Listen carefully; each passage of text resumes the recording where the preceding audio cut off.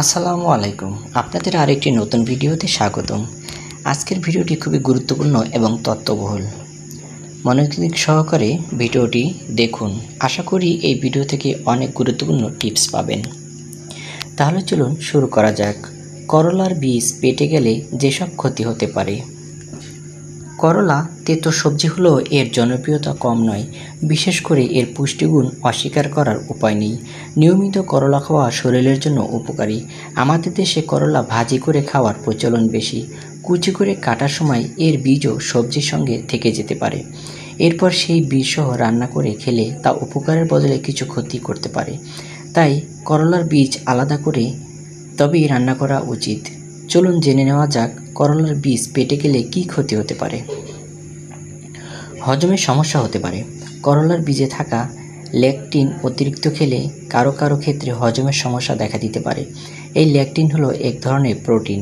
এই প্রোটিন অতিরিক্ত পেটে গেলে সেখান থেকে পেট ব্যথা, ডায়রিয়া, বমি বমি ভাব, পেট ফাঁপা হওয়ার মতো সমস্যা দেখা দিতে পারে, যা হজম ব্যবস্থার জন্য ক্ষতিকর। তাই এর বীজ ফেলে খেতে হবে। অ্যালার্জি দেখা দিতে পারে। সবার ক্ষেত্রে নয়, তবে কারো কারো ক্ষেত্রে করলা অ্যালার্জির কারণ হতে পারে। যাদের এই সমস্যা রয়েছে তাদের করলার বীজও এড়িয়ে চলা উচিত, কারণ এতে ভিসিন থাকে, যা কারো কারোর মধ্যে সংবেদনশীলতা সৃষ্টি করতে পারে।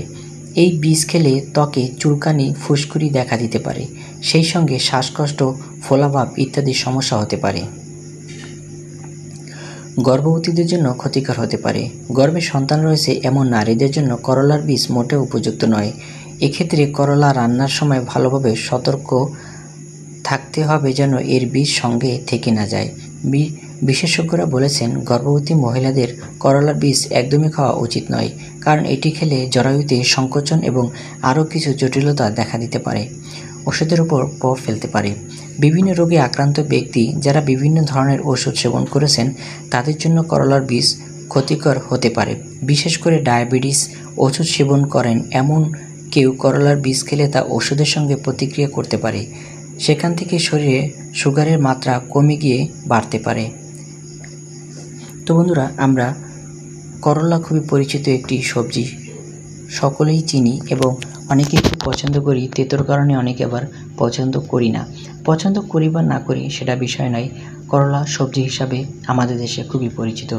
করলা খাবো, কিন্তু করলার বীজ ফেলে তারপর ভাজি করে খাওয়া উচিত, কারণ করলার বীজ হচ্ছে শরীরে অ্যালার্জি এবং হজম শক্তিতে বিশেষ করে অনেক সমস্যা সৃষ্টি করে। ধন্যবাদ বন্ধুরা, আশা করি আপনারা কিছু টিপস পেয়েছেন এবং এটি মেনে চললে আপনাদের শরীর স্বাস্থ্য ভালো থাকবে, এটাই কামনা করি। সকলে সুস্থ থাকবেন, ভালো থাকবেন, আমাদের চ্যানেলের সাথেই থাকবেন। আসসালামু আলাইকুম।